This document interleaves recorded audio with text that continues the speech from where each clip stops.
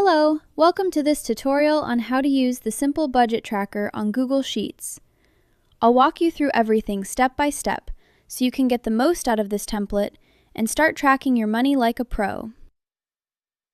Before we jump in, let's do a quick setup. Here you'll choose your preferred currency. You can select dollars, euros, pounds, or add your own currency if it's not listed. Your start date. Simply double-click the cell and pick your date. This template works on a monthly cycle, meaning it will track 30 days, starting from the date you choose. Here is the main template that you'll use. Step 1. List your income. Enter all your income sources and their amounts.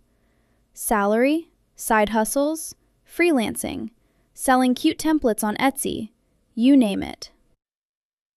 Step 2. Set your budget. List the categories you usually spend money on and assign a budget for each.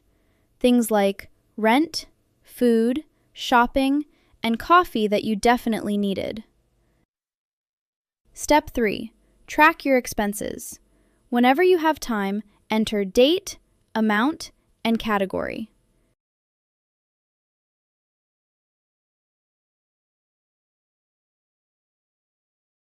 You'll see two charts that update automatically. Pie chart.